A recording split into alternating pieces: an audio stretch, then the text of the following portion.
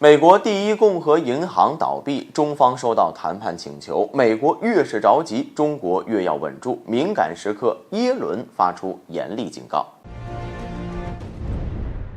大家好，欢迎来到振宇在线。前阵子，美国硅谷银行爆雷的事情呢，在各界引发了关注。不少分析人士呢，对美国的经济都进行了相应的预测，更是有大把的专家预测这件事情呢，是美国经济爆雷的一个导火索。有相关人士呢，更是直接指出，倘若这一现象没有得到改善，美国将会迎来比2008年更为严重的经济危机。很显然，尽管拜登政府对美国的银行进行了相应的调控，但是效果呢依旧不明显。据悉，美国第一共和银行宣告破产，目前呢，美国监管机构已经接收了第一共和银行。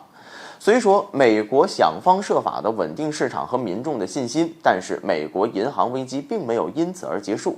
我们都知道，一旦多米诺骨牌第一张牌倒下，如果不能发现这其中的问题，那么剩下的牌倒下只是时间的问题。当然了，美国在经济方面面临的挑战远不止如此。目前呢，美国财政部长耶伦发出了严厉的警告。他表示，如果美国国会不扩大债务的上限，美国财政部呢最早可能会在6月1号无法偿还公共债务，从而出现债务违约的情况。不得不说，耶伦这一说法呢，重新定义了违约。我们要知道，美国早就是一个债台高筑的国家，美国现如今的国债呢，也早已远超31万亿美元。显然，美国国债的使用方式对美国来说呢，是一把双刃剑。在美国大肆印发美元的时候，收割世界经济的同时呢，也让美国债务累累。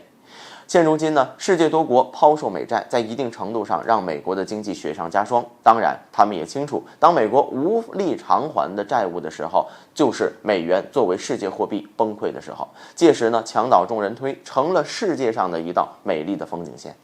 那么，在这一背景之下，美国做出了让步，不断向中国发出谈判请求。根据综合报道称，近段时间，美国总统安全顾问沙利文一改此前嚣张跋扈的态度，将对华声调放软了。他就中美经贸问题呢表达了自己的看法。他表示，现在拜登政府的对华方案呢是减少风险，而非对华脱钩。当然，沙利文在描述中美贸易问题依旧强调美国的国家安全。显然，这套说辞呢很常见，是美国对自己打压其他国家行为的一种诡辩。当然了，美国经济出现问题的时候，美国财政部长、美国商务部长等美国高官都发表过类似的言论，表示与中国脱钩并不可取。尽管美方最近呢有商务部的官员来北京与中方商谈，但是交谈后呢，中方在通报上也仅就出现了交换意见的说法。就此看来呢，并未谈拢。现如今的美国第一共和银行倒闭，耶伦发出严重的违约警告，给美国敲响警钟。而美国在对华通话上面呢非常着急，但美国越是着急呢，中国越是要稳住，要进行通盘考虑。毕竟昂萨人大部分都是精致的利己主义，骨子里呢那些使坏的劲儿呢还在。农夫与蛇的戏码呢上演一次那就够了。好了，本期节目就到这里，欢迎大家点赞分享精彩的评论。